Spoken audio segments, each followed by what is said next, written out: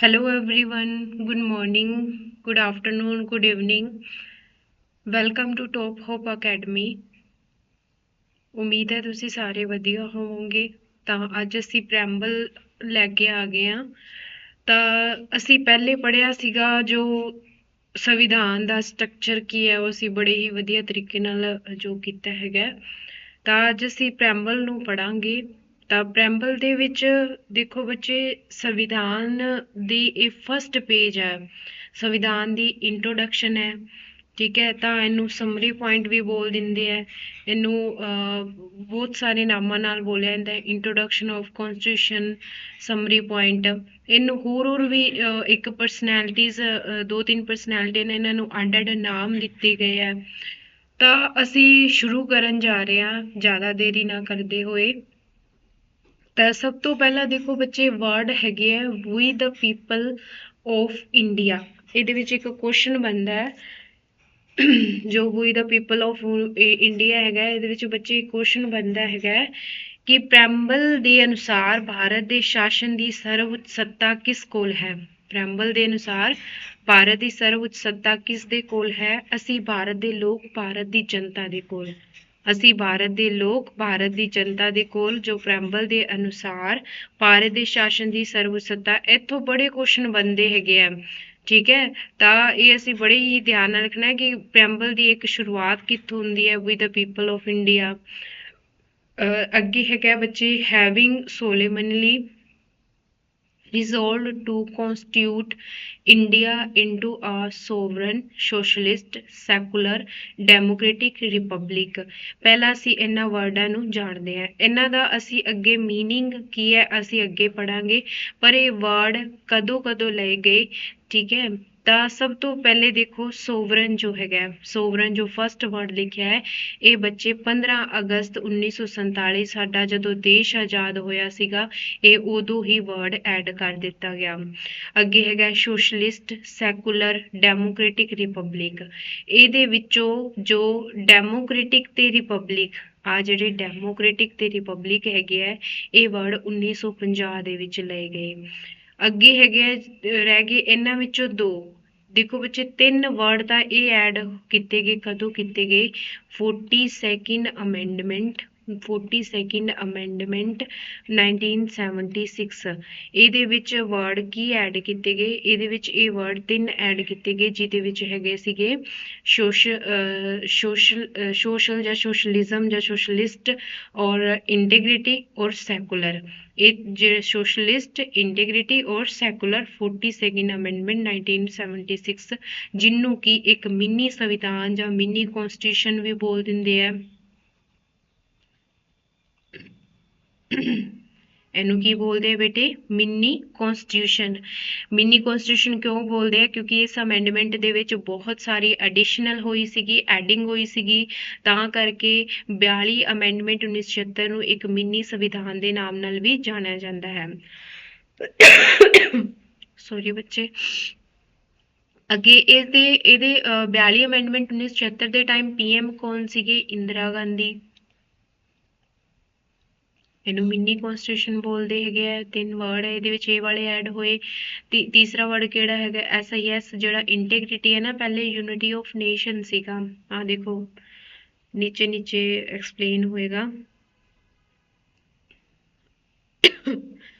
ਆ ਦੇਖੋ ਬੱਚੇ, ਯੂਨਿਟੀ ਆਫ ਨੇਸ਼ਨ ਹੈ, ਇਹਦੇ ਨਾਲ ਐਂਡ ਇੰਟੀਗ੍ਰਿਟੀ ਕਦੋਂ ਐਡ ਹੋਇਆ? 1976 ਦੇ ਵਿੱਚ। ਉਮੀਦ ਹੈ ਤੁਹਾਨੂੰ ਸਮਝ ਆ ਗਈ ਹੋਏਗੀ ਇੰਨੀ। ਆਪਾਂ ਇਹਨਾਂ ਵਰਡਾਂ ਦਾ ਮੀਨਿੰਗ ਅਸੀਂ ਅੱਗੇ ਪੜਾਂਗੇ, ਪਰ ਇਹ ਕਦੋਂ ਕਦੋਂ ਐਡ ਹੋਏ ਸਿੱਧੇ ਸਿੱਧੇ ਕੁਐਸਚਨ ਪੁੱਛ ਲੈਂਦੇ ਆ। ਹੇਠ ਲਿਖਿਆ ਵਿੱਚੋਂ 42 ਅਮੈਂਡਮੈਂਟ 1976 ਦੇ ਵਿੱਚ ਕਿਹੜਾ ਵਰਡ ਐਡ ਹੋਇਆ? ਕੁਛ ਕੁ ਵਰਡ ਦੇ ਦਿੰਦੇ, ਜਿਵੇਂ ਹੁਣ ਡੈਮੋਕ੍ਰੇਟਿਕ, ਰਿਪਬਲਿਕ, ਸੋਵਰਨ ਤੇ ਇੱਕ ਸੋਸ਼ਲਿਸਟ ਵਰਡ ਦੇ ਦਿੱਤਾ। ਤਾਂ ਜੇਕਰ ਸਾਨੂੰ ਪਤਾ ਹੀ ਨਾ ਹੋਵੇਗਾ, ਅਸੀਂ ਢੰਗ ਨਾਲ ਨਾ ਪੜ੍ਹਿਆ ਹੋਏਗਾ, ਤਾਂ ਸਾਨੂੰ ਕਿੱਥੇ ਸਮਝ ਆਏਗੀ? ਸਾਨੂੰ ਨਹੀਂ ਪਤਾ ਲੱਗਣਾ। ਤਾਂ ਇਹਦੇ ਵਿੱਚ ਸੋਵਰਨ 15 ਅਗਸਤ 1947 ਨੂੰ, ਡੈਮੋਕ੍ਰੇਟਿਕ 1950 ਨੂੰ, ਰਿਪਬਲਿਕ 1950 ਨੂੰ, ਸੋਸ਼ਲਿਸਟ 1976 ਨੂੰ, ਸੈਕੂਲਰ 1976 ਨੂੰ। ਅੱਗੇ ਹੈਗਾ ਜਸਟਿਸ, ਲਿਬਰਟੀ, ਇਕੁਐਲਿਟੀ, ਫਰੈਟਰਨਿਟੀ। ਹੁਣ ਦੇਖੋ ਬੱਚੇ, ਫਰਾਂਸ ਇੱਕ ਹੋਈ ਸੀਗੀ, ਫਰਾਂਸ ਰੈਵੋਲੂਸ਼ਨ। ठीक है। फ्रांस ਰੈਵੋਲੂਸ਼ਨ ਜਿਹੜੀ ਕਿ 1789 ਦੇ ਵਿੱਚ ਹੋਈ ਬੱਚੇ, ਉਹਦੇ ਵਿੱਚ 3 ਵਰਡ ਜੁੜ ਗਏ। ਅਸੀਂ ਟ੍ਰਿਕ ਲਰਨ ਕਰ ਲੈਣੇ। ਫੈਲ ਦੇ ਵਿੱਚ ਕੀ ਲੈਣਾ ਹੈਗਾ? ਫੈਲ ਦੇ ਵਿੱਚ ਕੀ ਹੈਗਾ? FEL। F ਤੇ ਫਰੈਟਰਨਿਟੀ, E ਤੇ ਇਕੁਐਲਿਟੀ, L ਤੇ ਲਿਬਰਟੀ। ਇਹ ਭਾਰਤ ਦੇਸ਼ ਨੇ ਫਰਾਂਸ ਰੈਵੋਲੂਸ਼ਨ ਜਿਹੜੀ ਕਿ 1789 ਦੇ ਵਿੱਚ ਫਰਾਂਸ ਆਜ਼ਾਦ ਹੋਇਆ, ਉਹਦੇ ਤੋਂ ਇਹ 3 ਵਰਡ ਲਏ ਗਏ ਹੈ। ਫਰਾਂਸ ਰੈਵੋਲੂਸ਼ਨ ਤੋਂ ਪ੍ਰੇਰਿਤ ਹੋ ਕੇ FEL ਫਰੈਟਰਨਿਟੀ, E ਤੇ ਇਕੁਐਲਿਟੀ, L ਤੇ ਲਿਬਰਟੀ, ਜਿਹੜੇ ਕਿ 3 ਹੈ। ਤੇ ਇੱਕ ਹੈਗਾ ਰਸ਼ੀਅਨ ਰੈਵੋਲੂਸ਼ਨ। ਬੱਚੇ ਇਹ ਤੁਹਾਨੂੰ ਪਤਾ ਹੋਣਾ ਚਾਹੀਦਾ, ਇਹਨੂੰ ਚੰਗੀ ਤਰ੍ਹਾਂ ਤੁਸੀਂ ਜਿਵੇਂ ਮਰਜ਼ੀ ਨੋਟ ਡਾਊਨ ਕਰੋ, ਕੁਛ ਮਰਜ਼ੀ ਕਰੋ, ਇਹ ਤੁਸੀਂ ਪੁਆਇੰਟਾਂ ਤੇ ਤੁਹਾਨੂੰ ਟਿਪਸ ਤੇ ਹੋਣੇ ਚਾਹੀਦੇ। 1917 ਰਸ਼ੀਅਨ ਰੈਵੋਲੂਸ਼ਨ 1917। ਇਹਦੇ ਵਿੱਚ ਇੱਕ ਟ੍ਰਿਕ ਤੁਸੀਂ ਲੈਣਾ। ਟ੍ਰਿਕ ਤਾਂ ਕਰਵਾ ਰਹੀ ਹਾਂ ਕਿ ਇੱਕ ਤਰ੍ਹਾਂ ਇਹ ਜਿਹੜੇ ਸ਼ੋਰਟ ਮੈਥਡ ਹੁੰਦੇ ਨਾ, ਇਹ ਆਪਣੇ ਦਿਮਾਗ ਦੇ ਵਿੱਚ ਐਡ ਹੋ ਜਾਂਦਾ ਤਾਂ ਸਾਨੂੰ ਸੌਖੇ ਤਰੀਕੇ ਨਾਲ ਲਰਨ ਹੁੰਦਾ। ਜਿਵੇਂ ਕਿ ਹੁਣ 1917 ਰਸ਼ੀਆ DPSP ਜਿਹਦੇ ਵਿੱਚ ਡੀ ਤੇ ਡੈਮੋਕ੍ਰੇਟਿਕ ਸੋਰੀ ਬੱਚੇ, ਸੋਰੀ JESP ਹੈਗਾ, ਥੋੜੀ ਜਿਹੀ ਗਲਤੀ ਹੋ ਗਈ। ਉਹ ਟ੍ਰਿਕ DPSP ਅੱਗੇ ਹੋਰ ਆਏਗੀ, ਇਹ ਅਸੀਂ ਇਰੇਜ਼ ਕਰ ਦਿੰਨੇ ਆ। ਤਾਂ ਹੁਣ ਅਸੀਂ ਕੀ ਕਰਦੇ ਹਾਂ, ਜੇ ਦੁਬਾਰਾ ਰਸ਼ੀਆ ਦੀ 1979 1970। ਹੁਣ ਦੇਖੋ ਇਹਦੇ ਵਿੱਚ ਹੈਗਾ JESP। ਜੇ ਤੇ ਕੀ ਹੋਏਗਾ? ਜਸਟਿਸ। ਜੇ ਤੇ ਕੀ ਹੋਏਗਾ ਬੱਚੇ? ਜਸਟਿਸ। E ਤੇ ਇਕੋਨਮਿਕ, S ਤੇ ਸੋਸ਼ਲ, ਔਰ P ਤੇ ਪੋਲੀਟੀਕਲ। ਇਸ ਤੋਂ ਅੱਗੇ ਅਸੀਂ ਪੜ੍ਹਦੇ ਹਾਂ in our constituent assembly 26 November 1949 hereby adopt enact and give to ourselves this constitution. ਕਹਿੰਦੇ 26 ਨਵੰਬਰ 1949 ਨੂੰ ਅਸੀਂ ਹੈਰੇਬੀ ਅਡੋਪਟ ਕਰ ਲਿਆ, ਇਨੈਕਟ ਕਰ ਲਿਆ ਤੇ ਆਪਣੇ ਆਪ ਨੂੰ ਦੇ ਦਿੱਤਾ ਗਿਆ ਸੰਵਿਧਾਨ। ਅੱਗੇ 1976 ਦੇ ਵਿੱਚ ਤੋਂ ਪਹਿਲਾਂ ਜਿਹੜਾ ਬੱਚੇ ਦੇਖੋ ਸੋਵਰਨ ਵਰਡ ਸੀ ਡੈਮੋਕ੍ਰੈਟਿਕ ਰਿਪਬਲਿਕ। ਇਹ ਤੁਹਾਨੂੰ ਦੱਸ ਦਿੱਤਾ ਜਿਹੜਾ ਸੋਵਰਨ ਹੈ 15 ਅਗਸਤ 1947 ਨੂੰ ਜੋ ਲਿਆ ਗਿਆ ਸੀ ਵਰਡ ਡੈਮੋਕ੍ਰੈਟਿਕ, 1950 ਨੂੰ ਰਿਪਬਲਿਕ 1950 ਨੂੰ। ਉਵੇਂ ਹੀ ਦੇਖੋ ਯੂਨਿਟੀ ਆਫ ਨੇਸ਼ਨ ਪਹਿਲੇ ਹੈਗਾ ਸੀਗਾ ਐਂਡ ਇੰਟੀਗ੍ਰਿਟੀ ਐਡ ਕਦੋਂ ਕੀਤਾ ਗਿਆ? 1976। ਤੁਹਾਨੂੰ ਸਾਰਾ ਪ੍ਰੈਂਬਲ ਜੋ ਇਹਦੇ ਵਿੱਚ ਇੱਕ ਵਰਡ ਹੈ ਉਹ ਤੁਹਾਨੂੰ ਸਮਝ ਆ ਗਈ ਹੋਵੇਗੀ। ਤਾਂ ਦੇਖੋ ਜਿਵੇਂ ਜਸਟਿਸ ਹੈਗਾ ਨਾ, ਨਿਆਂ, ਜਸਟਿਸ ਨਿਆਂ ਹੈਗਾ ਇਹ ਸੋਸ਼ਲ ਇਕੋਨਮਿਕ ਐਂਡ ਪੋਲੀਟੀਕਲ। ਜੋ ਨਿਆਂ ਹੈਗਾ ਸਮਾਜਿਕ, ਆਰਥਿਕ ਔਰ ਰਾਜਨੀਤਿਕ ਤੌਰ ਤੇ ਜੋ ਦਿੱਤਾ ਜਾਣਾ ਹੈਗਾ ਭਾਰਤੀ ਸੰਵਿਧਾਨ ਦੇ ਵਿੱਚ। ਦੇਖੋ ਜਿਹੜੇ ਵੀ ਇੰਡੀਆ ਦੇ ਲੋਕਾਂ ਨੂੰ ਤਾਂ ਕਈ ਇੰਡੀਆ ਦੇ ਲੋਕਾਂ ਨੂੰ ਵੀ ਨਹੀਂ ਪਤਾ ਹੁੰਦਾ ਸੰਵਿਧਾਨ ਦਾ, ਜਾਂ ਬਾਹਰ ਦੇ ਕਿਸੇ ਨੇ ਵੀ ਸੰਵਿਧਾਨ ਦੇ ਬਾਰੇ, ਆਪਣੇ ਇੰਡੀਆ ਦੇ ਸੰਵਿਧਾਨ ਦੇ ਬਾਰੇ ਜਾਣਕਾਰੀ ਲੈਣੀ ਹੈ, ਜੇਕਰ ਉਹ ਫਸਟ ਪੇਜ ਇਹ ਪੜ੍ਹਦਾ ਹੈਗਾ, ਪ੍ਰੈਂਬਲ ਨੂੰ ਹੀ ਪੜ੍ਹਦਾ, ਤਾਂ ਉਹਨੂੰ ਇੱਕ ਆਈਡੀਆ ਹੋ ਜਾਣਾ ਹੈ ਕਿ ਜੋ ਇੰਡੀਆ ਦਾ ਸੰਵਿਧਾਨ ਹੈ ਕਿਸ ਤਰ੍ਹਾਂ ਹੈਗਾ। ਇੰਡੀਆ ਦਾ ਸੰਵਿਧਾਨ ਡੈਮੋਕ੍ਰੇਟਿਕ ਹੈ, ਜਿਹਦੇ ਵਿੱਚ ਕੀ ਜੋ ਗੱਲ ਕੀਤੀ ਗਈ। ਹੁਣ ਦੇਖੋ ਇੱਕ ਵਰਡ ਹੈਗੇ ਆ, ਇਹਨਾਂ ਦਾ ਮੀਨਿੰਗ ਆ, ਇਹਨਾਂ ਦਾ ਬਹੁਤ ਵੱਡੇ ਮੀਨਿੰਗ ਹੁੰਦੇ ਆ, ਬਹੁਤ ਮੀਨਿੰਗ ਹੈਗੇ ਆ। ਤਾਂ ਇੱਥੇ ਸਿਰਫ ਛੋਟ ਦੇ ਵਿੱਚ ਇੱਕ ਸਮਰੀ ਪੁਆਇੰਟ ਦੇ ਵਿੱਚ ਸਾਨੂੰ ਮੈਂਸ਼ਨ ਕੀਤਾ ਗਿਆ। ਤਾਂ ਅਸੀਂ ਆਈਡੀਆ ਲੈ ਸਕਦੇ ਹਾਂ ਕਿ ਆਈਡੀਆ ਵਾਸਤੇ ਹੈਗਾ ਜਿਹੜਾ ਪ੍ਰੈਂਬਲ ਹੈ, ਜਿਹੜਾ ਇੰਟਰੋਡਕਸ਼ਨ ਹੈ, ਜਿਹੜੇ ਕਿ ਅੱਗੇ ਕੇਸ ਵੀ ਹੋਏ ਸੀਗੇ ਜਿਨ੍ਹਾਂ ਨੇ ਮੰਨਿਆ ਸੀਗਾ ਇਹ ਸੰਵਿਧਾਨ ਦਾ ਇੰਟਰਨਲੀ ਪਾਰਟ ਨਹੀਂ ਹੈ। ਕੇਸ ਨੇ ਫਿਰ ਬਾਅਦ ਵਿੱਚ ਇੰਟਰਨਲੀ ਪਾਰਟ ਮੰਨ ਲਿਆ। ਫਿਰ ਕਈ ਕਹਿੰਦੇ ਅਮੈਂਡਮੈਂਟ ਨਹੀਂ ਹੋ ਸਕਦੀ, ਪਰ ਅਮੈਂਡਮੈਂਟ ਹੋਈ ਹੈ ਜਿਹੜੀ ਕਿ ਇੱਕ ਵਾਰੀ ਹੀ ਹੋਈ ਹੈ 1976 ਦੇ ਵਿੱਚ। 42nd ਅਮੈਂਡਮੈਂਟ 1976 ਦੇ ਵਿੱਚ ਅਮੈਂਡਮੈਂਟ ਹੋਈ ਹੈ। ਤਾਂ ਨੈਕਸਟ ਚੱਲਦੇ ਆ ਅੱਗੇ। ਹੁਣ ਪ੍ਰੈਂਬਲ ਦੇ ਅਸੀਂ ਜੋ ਸੋਹਣਾ ਜਿਹਾ ਅਸੀਂ ਪੜ੍ਹ ਲਿਆ ਹੈਗਾ ਜਿਹੜਾ ਸੰਵਿਧਾਨ ਦੇ ਵਿੱਚ ਹੈਗਾ, ਤਾਂ ਹੁਣ ਅਸੀਂ ਪੜ੍ਹਦੇ ਕਿ ਪ੍ਰੈੰਬਲ ਆਇਆ ਕਿੱਥੋਂ, ਕਿਸ ਤਰ੍ਹਾਂ ਆਇਆ ਸਾਡੇ ਸਾਹਮਣੇ। ਤਾਂ ਸੰਵਿਧਾਨ ਜਿਹੜਾ ਹੈਗਾ, ਸੰਵਿਧਾਨ ਦਾ ਜਦੋਂ ਅਸੀਂ ਕੌਂਸਟੀਟਿਊਸ਼ਨ ਅਸੈਂਬਲੀ ਬਣਦੀ ਹੈ ਤਾਂ ਉਸ ਟਾਈਮ ਜਿਹੜੀ ਥਰਡ ਮੀਟਿੰਗ 13 ਦਸੰਬਰ 1946 ਨੂੰ ਹੁੰਦੀ ਹੈ।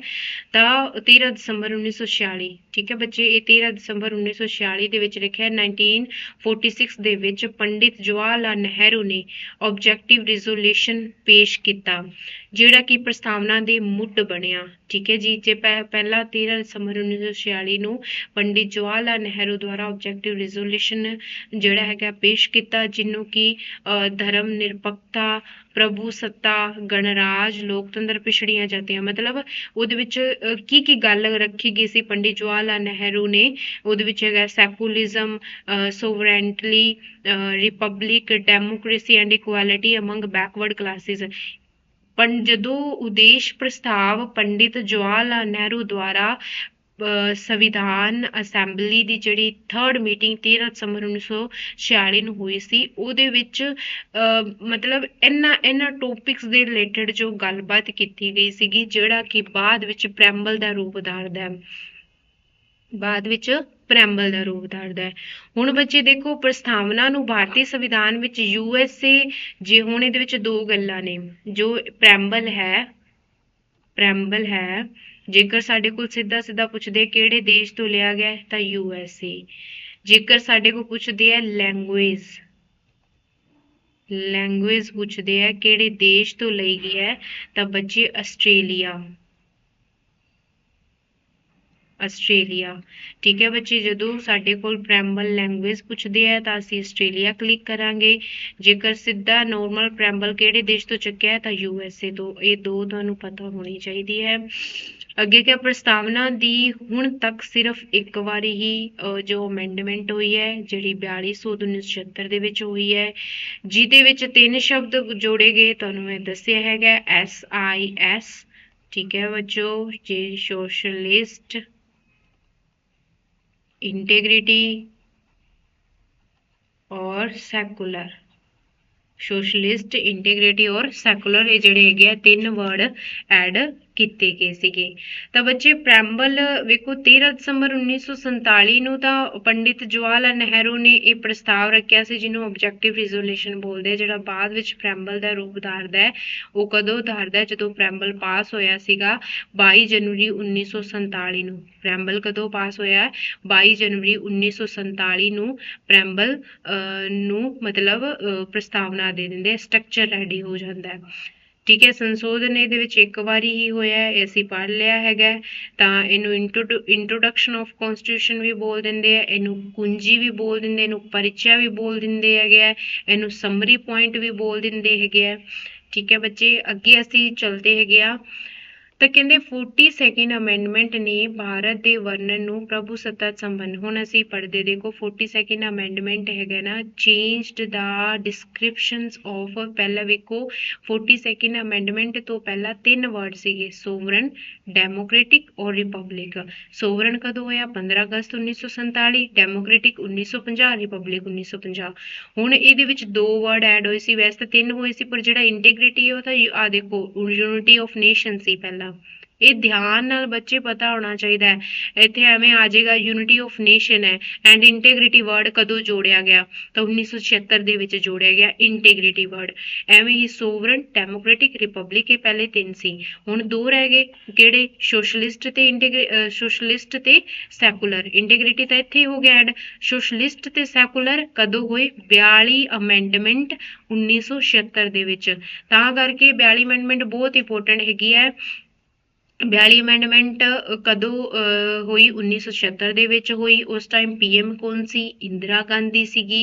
ਠੀਕ ਹੈ, ਇਹਨੂੰ ਮਿੰਨੀ ਸੰਵਿਧਾਨ ਵੀ ਬੋਲ ਦਿੰਦੇ ਆ। ਮਿੰਨੀ ਸੰਵਿਧਾਨ ਕਿਉਂ ਕਹਿੰਦੇ ਆ, ਕਿਉਂਕਿ ਇਸ ਟਾਈਮ ਬਹੁਤ ਸਾਰੀਆਂ ਐਡ ਹੋਈਆਂ ਸੀਗੀਆਂ, ਅਮੈਂਡਮੈਂਟਾਂ ਹੋਈਆਂ ਸੀਗੀਆਂ, ਤਾਂ ਐਡਿੰਗ ਹੋਈ ਸੀਗੀ ਇੰਦਰਾ ਗਾਂਧੀ ਦੇ ਟਾਈਮ, ਤਾਂ ਕਰਕੇ ਉਹਨੂੰ ਮਿੰਨੀ ਸੰਵਿਧਾਨ ਵੀ ਬੋਲਦੇ ਹੈਗੇ ਆ।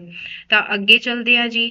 ਅੱਗੇ ਵੇਖੋ ਕੇਸ ਆ ਗਏ, ਜਿਹਦੇ ਵਿੱਚ ਕਿਹਾ ਗਿਆ ਸੀ ਕਿਸੇ ਕਿਸੇ ਕੇਸ ਵਿੱਚ ਕਿਹਾ ਗਿਆ ਸੀ ਇੰਟਰਨਲੀ ਪਾਰਟ ਹੈ, ਕਿਸੇ ਵਿੱਚ ਕਿਹਾ ਗਿਆ ਸੀ ਨਹੀਂ ਹੈ, ਕਿਸੇ ਵਿੱਚ ਕਿਹਾ ਸੀ ਸੋਧ ਕਰ ਸਕਦੇ ਹੋ, ਨਹੀਂ ਕਰ ਸਕਦੇ ਹੋ।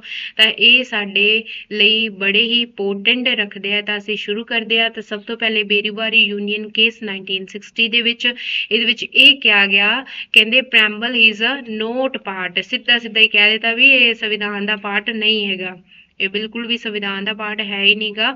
ਬੇਰੀਵਾਰੀ ਯੂਨੀਅਨ ਕੇਸ ਜਿਹੜਾ ਕਿ 1960 ਦੇ ਵਿੱਚ ਹੋਇਆ, ਤੇ ਇਹਦੇ ਵਿੱਚ ਕੀ ਗੱਲ ਕਹੀ, ਕਹਿੰਦੇ ਪ੍ਰੈਂਬਲ ਇਜ਼, ਇਹਦੇ ਵਿੱਚ ਕੁਐਸਚਨ ਬਹੁਤ ਬਣਦੇ ਆ, ਐਵੇਂ ਪਹਿਲੇ ਤਾਂ ਐਵੇਂ ਪੁੱਛਦੇ ਆ ਬੇਰੀਵਾਰੀ ਕੇਸ ਕਦੋਂ ਹੋਇਆ, 1960 ਦੇ ਵਿੱਚ, ਠੀਕ ਹੈ।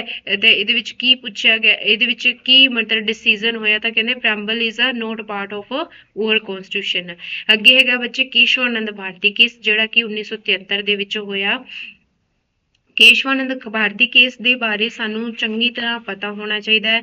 ਪਹਿਲਾਂ ਤਾਂ ਬੱਚੇ ਇਹਦੇ ਵਿੱਚ 13 ਜੱਜ ਸੀਗੇ, ਤਾਂ ਸਭ ਤੋਂ ਵੱਡਾ ਬੈਚ ਵੀ ਬੋਲ ਦਿੰਦੇ ਆ ਇਹਨੂੰ, 13 ਜੱਜ ਸੀਗੇ, ਸਭ ਤੋਂ ਵੱਡਾ ਬੈਚ ਬੋਲ ਦਿੰਦੇ ਆ, ਠੀਕ ਹੈ। ਤੇ ਇਹ ਕਦੋਂ 1973 ਤਾਂ ਪਤਾ ਹੀ ਹੈ ਤੁਹਾਨੂੰ, ਇਹਦੀ ਡੇਟ ਵੀ ਪਤਾ ਹੋਣੀ ਚਾਹੀਦੀ ਹੈ, 24 ਅਪ੍ਰੈਲ 1973, 24 ਅਪ੍ਰੈਲ 1973 ਚ 13 ਜੱਜ, 24 ਅਪ੍ਰੈਲ ਨੂੰ ਸਭ ਤੋਂ ਵੱਡਾ ਬੈਚ ਹੋ ਗਿਆ, ਠੀਕ ਹੈ। ਕੇਸ਼ਵਾਨੰਦ ਭਾਰਤੀ ਕੇਸ ਵਰਸਸ ਕੇਰਲ ਰਾਜ ਹੈ। ਤਾਂ ਇਹਦੇ ਵਿੱਚ ਹੈਗਾ CJI, chief justice of India ਕੌਣ ਸੀਗਾ, ਇਹਦੇ ਚ ਇਹ ਵੀ ਪੁੱਛ ਸਕਦੇ ਆ। ਕੇਸ਼ਵਾਨੰਦ ਭਾਰਤੀ ਵਿੱਚ ਚੀਫ ਜਸਟਿਸ ਆਫ ਇੰਡੀਆ ਕੌਣ ਸੀਗਾ, ਤਾਂ SM ਸਿਕਰੀ, SM ਸਿਕਰੀ, SM ਸਿਕਰੀ। ਤਾਂ ਕੇਸ਼ਵਾਨੰਦ ਭਾਰਤੀ ਕੇਸ ਦੇ ਕਦੋਂ ਸ਼ੁਰੂ ਹੋਇਆ, 24 ਅਪ੍ਰੈਲ 1973 ਦੇ ਵਿੱਚ। ਕਿੰਨੇ ਜੱਜ ਸੀ, 13 ਜੱਜ ਸੀਗਾ। ਚੀਫ ਜਸਟਿਸ ਆਫ ਇੰਡੀਆ ਕੌਣ ਸੀ, SM ਸਿਕਰੀ ਸੀਗਾ। ਓਕੇ ਬੱਚੇ, ਤਾਂ ਇਹਦੇ ਵਿੱਚ ਕੀ ਡਿਸੀਜ਼ਨ ਲਿਆ ਗਿਆ, ਇਹਦੇ ਵਿੱਚ ਇਹ ਲਿਆ ਗਿਆ, ਕਹਿੰਦੇ ਕਿ preamble is an integral part, internally part of the constitution and can be amendment। ਕਹਿੰਦੇ ਕਿ ਇੱਕ ਇੰਟਰਨਲੀ ਪਾਰਟ ਵੀ ਮੰਨ ਲਿਆ ਤੇ ਅਮੈਂਡਮੈਂਟ ਵੀ ਹੋ ਸਕਦੀ ਹੈ, ਔਰ ਇੰਟਰਨਲੀ ਪਾਰਟ ਵੀ ਹੈ, ਇਹ ਮੰਨ ਲਿਆ ਗਿਆ। ਹੋਰ ਇਹਨੂੰ ਬੇਸਿਕ ਸਟਰਕਚਰ, ਇਹਨੂੰ ਆਧਾਰ ਡਾਕਟਰਾਈਨ ਵੀ ਬੋਲ ਦਿੰਦੇ ਆ ਬੱਚੇ, ਬੇਸਿਕ ਸਟਰਕਚਰ ਜਾਂ ਆਧਾਰ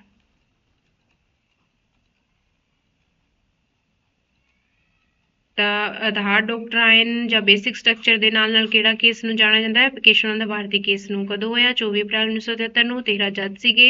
ਇਹਦੇ ਵਿੱਚ ਇਹ ਕਿਹਾ ਗਿਆ ਪ੍ਰਸਤਾਵਨਾ ਸੰਵਿਧਾਨ ਦਾ ਟੁੱਟ ਹਿੱਸਾ ਹੈਗਾ, ਇਹਦੇ ਵਿੱਚ ਸੋਧ ਵੀ ਹੋ ਸਕਦੀ ਹੈ ਇਸ ਢਾਂਚੇ ਨੂੰ, ਪਰ ਬਦਲਿਆ ਨਹੀਂ ਜਾ ਸਕਦਾ, ਕਹਿੰਦੇ ਚੇਂਜ ਨਹੀਂ ਕਰ ਸਕਦੇ।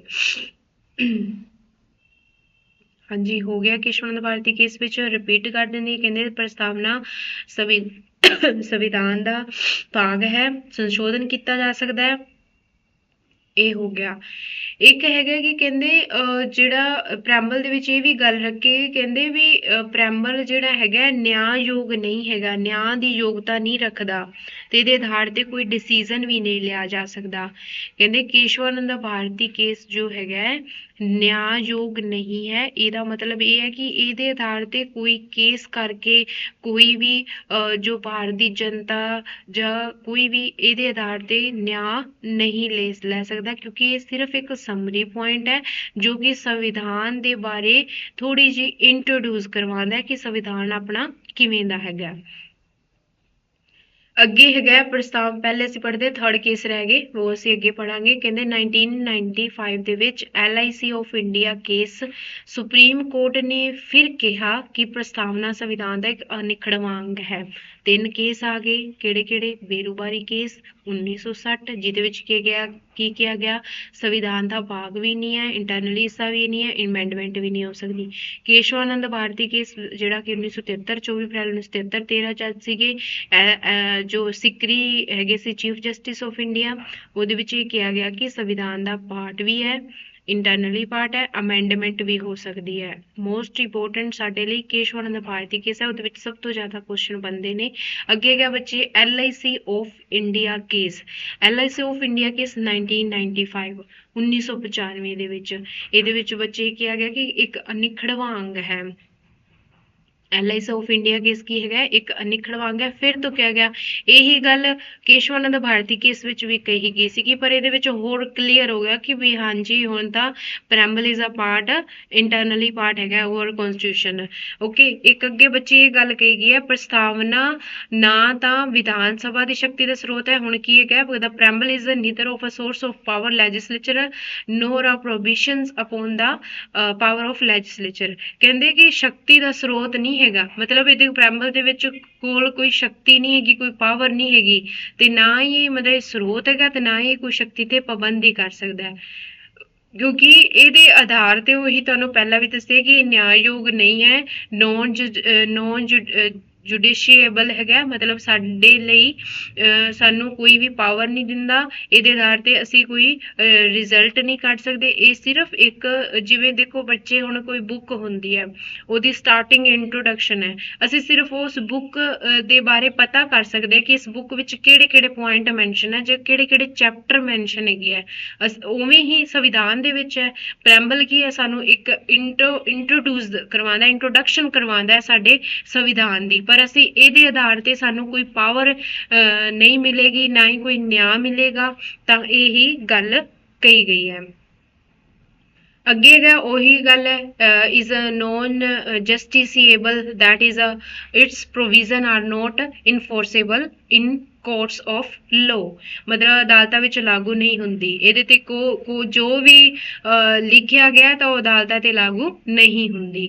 ਅੱਗੇ ਹੈਗਾ ਬੱਚੇ ਕਹਿੰਦੇ ਕਿ ਇਹਦੀਆਂ ਫੀਚਰਸ ਕੀ ਹੈਗੀਆਂ ਨੇ, ਤਾਂ ਸੋਰਸ ਆਫ ਪਾਵਰ ਪੋਪੂਲਰ ਸੋਵਰੈਂਟੀ, ਜਿਹੜਾ ਅਸੀਂ ਸੋਵਰੈਂਟ ਬਾਰੇ ਸਭ ਤੋਂ ਪਹਿਲਾਂ ਪੜਾਂਗੇ, ਪਰ ਜਿਹੜੀ ਸਟਾਰਟਿੰਗ ਹੁੰਦੀ ਹੈ we are the people of India, we are the people of India ਤੋਂ ਹੁੰਦੀ ਹੈ, ਜਿਹਦੇ ਵਿੱਚ ਕੁਐਸਚਨ ਵੀ ਬਣਦਾ ਹੈ ਜਿਹੜਾ ਕਿ ਮੋਸਟ ਇੰਪੋਰਟੈਂਟ ਹੈ, ਇਹ ਅਸੀਂ ਭਾਰਤ ਦੇ ਲੋਕ, ਪ੍ਰੈਮਬਲ ਦੀ ਸ਼ੁਰੂਆਤ ਹੁੰਦੀ ਹੈ ਤਾਂ ਪ੍ਰੈਮਬਲ ਦੇ ਅਨੁਸਾਰ ਭਾਰਤ ਦੇ ਸ਼ਾਸਨ ਦੀ ਸਰਵਉੱਚ ਸੱਤਾ ਕਿਸ ਕੋਲ ਹੈ, ਅਸੀਂ ਭਾਰਤ ਦੇ ਲੋਕ ਜਾਂ ਭਾਰਤ ਦੀ ਜਨਤਾ ਦੇ ਕੋਲ ਹੈਗੀ ਹੈ। ਨੇਚਰ ਆਫ ਸਟੇਟ, ਜਿਹੜੇ ਵਰਡ ਅਸੀਂ ਪਿੱਛੇ ਪੜ੍ਹੇ ਨੇ ਅਸੀਂ ਉਹਨਾਂ ਦਾ ਮੀਨਿੰਗ ਪੜ੍ਹਦੇ ਹਾਂ, ਠੀਕ ਹੈ ਬੱਚੇ, ਕਿ ਜਿਵੇਂ ਸੋਵਰੈਂਟੀ ਹੈ, ਇਹਦਾ ਮੀਨਿੰਗ ਕੀ ਹੈਗਾ, ਮੈਂ ਤੁਹਾਨੂੰ ਸੋਵਰੈਂਟ ਦਾ ਮੀਨਿੰਗ ਜਿਹੜਾ ਛੋਟੀ ਜਿਹੀ ਭਾਸ਼ਾ ਵਿੱਚ ਦੱਸ ਦਿੰਦੀ ਹੈ, ਇਹਦਾ ਮੀਨਿੰਗ ਕੀ ਹੈਗਾ ਅਸੀਂ ਅੱਗੇ ਵੀ ਪੜ੍ਹਾਂਗੇ, ਜੋ ਲਿਖਿਆ ਹੈ ਇਹ ਵੀ ਡਿਟੇਲ ਨਾਲ ਪੜ੍ਹਾਂਗੇ, ਬੜੇ ਸੌਖੇ ਸ਼ਬਦਾਂ ਦੇ ਵਿੱਚ ਤੁਹਾਡੇ ਅੱਗੇ ਇਹਨਾਂ ਨੂੰ ਪੇਸ਼ ਕੀਤਾ ਹੈ, ਕਿਉਂਕਿ ਆਪਾਂ ਬੁੱਕਸ ਦੇ ਵਿੱਚ ਵੇਖਦੇ ਹਾਂ ਤਾਂ ਕੋਈ ਲੰਬਾ ਚੌੜਾ ਵਧਾ ਚੜਾ ਕੇ ਲਿਖਦੇ ਆ, ਤੁਹਾਨੂੰ ਬੜੇ ਸੌਖੀ ਭਾਸ਼ਾ ਵਿੱਚ ਦੱਸਾਂਗੇ ਕਿ ਜਿਵੇਂ ਇਹਨਾਂ ਵਰਡਾਂ ਦਾ ਮੀਨਿੰਗ ਕੀ ਹੈਗਾ, ਤਾਂ ਇਹਨਾਂ ਵਰਡਾਂ ਨੂੰ ਕਿੱਥੇ ਕਿੱਥੇ ਯੂਜ਼ ਕੀਤਾ ਜਾਂਦਾ ਹੈ, ਇਨ ਸਾਰੇ ਇੱਕ ਐਗਜ਼ਾਮਪਲ ਦੇ ਨਾਲ ਹਰ ਤਰੀਕੇ ਦੇ ਨਾਲ ਤੁਹਾਨੂੰ ਸਮਝਾਇਆ ਜਾਏਗਾ। ਜਿਵੇਂ ਸੋਵਰੈਂਟੀ ਹੈਗਾ, ਇਹਦਾ ਮੀਨਿੰਗ ਹੈ ਰਾਸ਼ਟਰ ਦੀ ਖੁਦ ਆਪਣਾ ਸ਼ਾਸਨ ਚਲਾਉਣ ਦੀ ਸ਼ਕਤੀ, ਤਾਂ ਸੋਵਰੈਂਟ ਦਾ ਮੀਨਿੰਗ ਕੀ ਹੈ, ਰਾਸ਼ਟਰ ਦੀ ਖੁਦ ਆਪਣਾ ਸ਼ਾਸਨ ਚਲਾਉਣ ਦੀ ਸ਼ਕਤੀ। ਤਾਂ ਇੱਥੇ ਬੱਚੇ ਲਿਖ ਦਿੰਨੇ ਹੈਗੇ ਆ, ਰਾਸ਼ਟਰ ਦੀ ਖੁਦ ਆਪਣਾ ਸ਼ਾਸਨ ਚਲਾਉਣ ਦੀ ਸ਼ਕਤੀ, ਠੀਕ ਹੈ ਬੱਚੇ। ਤਾਂ ਰਾਸ਼ਟਰ ਦੀ ਖੁਦ ਆਪਣਾ ਸ਼ਾਸਨ ਚਲਾਉਣ ਦੀ ਸ਼ਕਤੀ ਹੈ, ਤਾਂ ਕਹਿੰਦੇ ਭਾਰਤ ਇੱਕ ਪੂਰੀ ਤਰ੍ਹਾਂ ਪ੍ਰਭੂ ਸੱਤਾ ਸੰਪੰਨ ਦੇਸ਼ ਹੈਗਾ, ਪਹਿਲਾਂ ਹੀ ਕਹਿ ਦਿੱਤਾ, ਇਹ 15 ਅਗਸਤ 1947 ਨੂੰ ਵਰਡ ਐਡ ਕੀਤਾ ਗਿਆ ਸੀ। ਕਿਉਂ ਕੀਤਾ ਗਿਆ ਸੀ, ਇਹਦੇ ਪਿੱਛੇ ਕਾਰਨ ਹੈ, ਕਿਉਂਕਿ ਆਪਣਾ ਦੇਸ਼ ਜਿਹੜਾ ਹੈਗਾ ਪਹਿਲੇ ਆਜ਼ਾਦ ਨਹੀਂ ਸੀਗਾ। ਕਿਉਂ ਆਜ਼ਾਦ ਨਹੀਂ ਸੀਗਾ, ਬ੍ਰਿਟਿਸ਼ ਸਰਕਾਰ ਸ਼ਾਸਨ ਚਲਾ ਰਹੀ ਸੀ ਆਪਣੇ ਦੇਸ਼ ਤੇ, ਉਹਨੇ ਹੀ ਰੂਲ ਬਣਾਉਣੇ ਹਰ ਤਰੀਕੇ ਨਾਲ, ਤਾਂ ਬੜੇ ਔਖਾ 1947 ਦੇ ਵਿੱਚ 15 ਅਗਸਤ 1947 ਸਾਡਾ ਦੇਸ਼ ਆਜ਼ਾਦ ਹੋਇਆ, ਜਿਹਨੂੰ ਬ੍ਰਿਟਿਸ਼ ਜੋ ਸਟੇਟ ਸੰਭਾਲ ਰਹੀਆਂ ਸੀਗੀਆਂ ਉਹਦੇ ਖਾਤਮੇ ਤੇ ਮੋਹਰ ਲਗਾਉਂਦਾ ਹੈ, ਮੋਹਰ ਲਗਾ ਕੇ ਤਾਂ ਕਰਕੇ ਸੋਵਰੈਂਟ ਦਿੱਤਾ ਗਿਆ ਕਿ ਹੁਣ ਰਾਸ਼ਟਰ ਹੀ ਚਲਾਏਗਾ, ਉਹਦੇ ਕੋਲ ਹੀ ਪਾਵਰ ਹੈਗੀ ਹੈ, ਜਿਹੜਾ ਭਾਰਤ ਦੇ ਲੋਕ, ਭਾਰਤ ਦਾ ਜਿਹੜਾ ਰਾਸ਼ਟਰ ਹੈਗਾ ਉਹੀ ਇਸ ਨੂੰ ਚਲਾਏਗਾ, ਕੋਈ ਵੀ ਐਕਸਟਰਨਲੀ ਜਿਹੜਾ ਹੈਗਾ ਕੋਈ ਵੀ ਪਾਵਰ ਨਹੀਂ ਚਲਾਏਗੀ। ਕਹਿੰਦੇ ਹੁਣ ਭਾਰਤ ਬਰਤਾਨਵੀ ਰਾਜ ਤੇ ਨਿਰਭਰ ਜਾਂ ਉਸਦੀ ਬਸਤੀ ਨਹੀਂ ਰਿਹਾ, ਕਹਿੰਦੇ ਹੁਣ 15 ਅਗਸਤ 1947 ਤੋਂ ਬਾਅਦ ਕੋਈ ਵੀ ਬਰਤਾਨਵੀ ਜੋ ਬ੍ਰਿਟਿਸ਼ ਹੈਗਾ ਕੋਈ ਵੀ ਇਨਵੋਲਵ ਨਹੀਂ ਹੋਏਗਾ ਕਿਸੇ ਵੀ ਤਰੀਕੇ ਦੇ ਨਾਲ, ਤਾਂ ਹੁਣ ਬਸਤੀ ਵੀ ਨਹੀਂ ਰਿਹਾ ਇੰਡੀਆ, ਤਾਂ ਇਹਨੂੰ ਰਾਸ਼ਟਰ ਦੀ ਖੁਦ ਆਪਣਾ ਸ਼ਾਸਨ ਚਲਾਏਗਾ, ਜਿਹੜਾ ਕਿ ਤੁਹਾਨੂੰ ਮੈਂ ਇੱਕ ਸੌਖੇ ਸ਼ਬਦਾਂ ਦੇ ਵਿੱਚ ਇਹਦਾ ਮੀਨਿੰਗ ਦੱਸਿਆ ਹੈਗਾ। ਅੱਗੇ ਕਹਿੰਦੇ ਤਕਨੀਕੀ ਤੌਰ ਤੇ ਡੋਮੀਨੀਅਨ ਦਰਜੇ ਨੂੰ ਖਤਮ ਕਰਨ ਦੀ ਪੁਸ਼ਟੀ ਕੀਤੀ ਗਈ। ਹੁਣ ਡੋਮੀਨੀਅਨ ਵਰਡ ਦਾ ਕੀ ਮੀਨਿੰਗ ਹੈ ਬੱਚੇ? ਡੋਮੀਨੀਅਨ ਵਰਡ ਦਾ ਮੀਨਿੰਗ ਇਹ ਹੈਗਾ ਕਿ ਜਿਵੇਂ ਜਦੋਂ ਬ੍ਰਿਟਿਸ਼ ਸਰਕਾਰ ਸੀਗੀ ਨਾ, ਬ੍ਰਿਟਿਸ਼ ਸਰਕਾਰ ਰੂਲ ਬਣਾਉਂਦੀ ਸੀਗੀ, ਠੀਕ ਹੈ, ਜਦੋਂ ਦੋ ਲੋਕ ਸ਼ਾਸਨ ਕਰਦੇ ਜਾਂ ਸ਼ਾਸਨ ਚਲਾਉਂਦੇ, ਜਿਵੇਂ ਬ੍ਰਿਟਿਸ਼ ਸਰਕਾਰ ਰੂਲ ਬਣਾਉਂਦੀ ਸੀ, ਅੱਗੇ ਕੋਈ ਵੀ ਇੰਡੀਆ ਦਾ ਨੁਮਾਇੰਦਾ ਜੋ ਉਹਨਾਂ ਦੇ ਕਹੇ ਦੇ ਆਧਾਰ ਤੇ ਜਿਹੜਾ ਸ਼ਾਸਨ ਕਰਦਾ ਸੀਗਾ, ਤਾਂ ਉਹਨੂੰ ਡੋਮੀਨੀਅਨ, ਉਹਨੂੰ ਵੀ ਖਤਮ ਕਰ ਦਿੱਤਾ ਗਿਆ। ਤਾਂ ਪੂਰੀ ਤਰ੍ਹਾਂ ਜਿਹੜਾ ਹੈਗਾ ਪ੍ਰਭੂ ਸੱਤਾ ਦੇਸ਼ ਹੈ, ਜਿਹੜਾ ਕਿ 15 ਅਗਸਤ 1947 ਨੂੰ ਇਹ ਵਰਡ ਦੇ ਦਿੱਤਾ ਗਿਆ ਸੀਗਾ, ਆਪਣੇ ਸੰਵਿਧਾਨ ਦੇ ਵਿੱਚ ਐਡ ਹੋ ਗਿਆ ਸੀਗਾ। ਉਮੀਦ ਹੈ ਤੁਹਾਨੂੰ ਚੰਗੀ ਤਰ੍ਹਾਂ ਸਮਝ ਆ ਗਿਆ ਹੋਵੇਗਾ। ਅੱਗੇ ਅਸੀਂ ਸੈਕਿੰਡ ਵਰਡ ਜਿਹੜਾ ਹੈਗਾ ਸੋਸ਼ਲਿਜ਼ਮ, ਸੋਸ਼ਲਿਸਟ। ਤਾਂ ਸੋਸ਼ਲਿਜ਼ਮ ਤੇ ਸੋਸ਼ਲਿਸਟ ਵਿੱਚ ਕੀ ਹੈਗਾ ਹੈ? ਇਹ 1976 ਦੇ ਵਿੱਚ, ਪਹਿਲਾਂ ਤਾਂ ਸਾਨੂੰ ਪਤਾ ਹੋਣਾ ਚਾਹੀਦਾ ਕਦੋਂ ਐਡ ਹੋਇਆ, 1976 ਦੇ ਵਿੱਚ ਹੋਇਆ, ਠੀਕ ਹੈ, ਜਦੋਂ 42 ਅਮੈਂਡਮੈਂਟ 1976 ਦੇ ਵਿੱਚ ਐਡ ਹੋਈ। ਕਹਿੰਦੇ ਭਾਰਤ ਸਭ ਕਿਸਮ ਦਾ ਸ਼ੋਸ਼ਣ ਖਤਮ ਕਰਨ ਦੇ ਲਈ ਤੇ ਆਮਦਨ ਸੋਮਿਆਂ ਅਤੇ ਸੰਪत्ति ਦੀ ਬਰਾਬਰ ਵੰਡ ਲਈ ਆਪਣੇ ਸਮੂਹ ਲੋਕਾਂ ਨੂੰ ਸਮਾਜਿਕ ਜਿਹੜਾ ਹੈਗਾ ਸਮਾਜਿਕ, ਆਰਥਿਕ ਅਤੇ ਰਾਜਨੀਤਿਕ ਨਿਆਂ ਜਿਹੜਾ ਹੈਗਾ ਨਿਆਂ ਪ੍ਰਾਪਤ ਕਰਵਾਉਣ ਦੀ ਵਚਨਬੱਧ ਹੈ, ਨਿਆਂ ਪ੍ਰਾਪਤ ਕਰਵਾਉਣ ਦੀ ਵਚਨਬੱਧ ਹੈ। ਹੁਣ ਬੱਚੋ ਇਹਦੇ ਵਿੱਚ ਸੋਸ਼ਲਿਜ਼ਮ ਥਿਊਰੀ ਕਾਰਲ ਮਾਰਕਸ ਦੁਆਰਾ ਦਿੱਤੀ ਗਈ ਹੈ। ਕਿਹਨਾਂ ਦੁਆਰਾ ਦਿੱਤੀ ਗਈ? ਕਾਰਲ ਮਾਰਕਸ ਦੁਆਰਾ।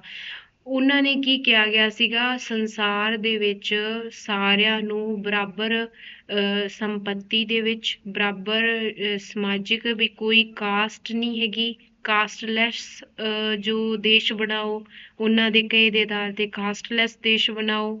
ਮਤਲਬ ਇਕੋਨਮੀ ਮਤਲਬ ਸਾਰਿਆਂ ਨੂੰ ਬਰਾਬਰ ਕਰੋ, ਪੋਲੀਟੀਕਲ ਸਾਰਿਆਂ ਨੂੰ ਬਰਾਬਰ ਕਰੋ, ਮਤਲਬ ਆਪ ਦੇ ਰੂਲ ਆਪ ਹੀ ਬਣਾਉਣ, ਆਪ ਦੇ ਹਿਸਾਬ ਨਾਲ ਜੋ ਚਲਾਉਣ।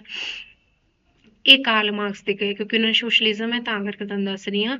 ਪਰ ਇੱਥੇ ਇੰਡੀਆ ਉਹ ਨਹੀਂ ਕਹਿੰਦਾ, ਉਹਨਾਂ ਨੇ ਸੋਸ਼ਲਿਜ਼ਮ ਜ਼ਰੂਰ ਕਿਹਾ ਕਿ ਭਾਰਤ ਇੱਕ ਸਮਾਜਵਾਦੀ ਰਾਜ ਹੈ, ਪਰ ਉਹਨਾਂ ਨੇ ਸਿਰਫ ਐਵੇਂ ਕਿਹਾ ਕਿ ਸਮਾਜ ਨੂੰ ਜਿਹੜਾ ਨਿਆਂ ਹੈਗਾ ਨਾ, ਨਿਆਂ ਜਸਟਿਸ ਹੈ, ਉਹ ਬਰਾਬਰ ਦਿੱਤਾ ਜਾਏਗਾ।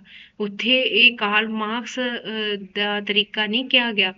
ਕਿਹਾ ਗਿਆ ਕਿ ਸਮਾਜਿਕ ਨਿਆਂ ਬਰਾਬਰ ਮਿਲੇਗਾ, ਮਤਲਬ ਚਾਹੇ ਜਿੰਨਾ ਮਰਜ਼ੀ ਕੋਈ ਰਿਚ ਹੈਗਾ, ਚਾਹੇ ਜਿੰਨਾ ਮਰਜ਼ੀ ਕੋਈ ਗਰੀਬ ਹੈਗਾ, ਤਾਂ ਸਭ ਨੂੰ ਬਰਾਬਰ ਦਿੱਤਾ ਜਾਏਗਾ ਸਮਾਜਿਕ ਤੌਰ ਤੇ।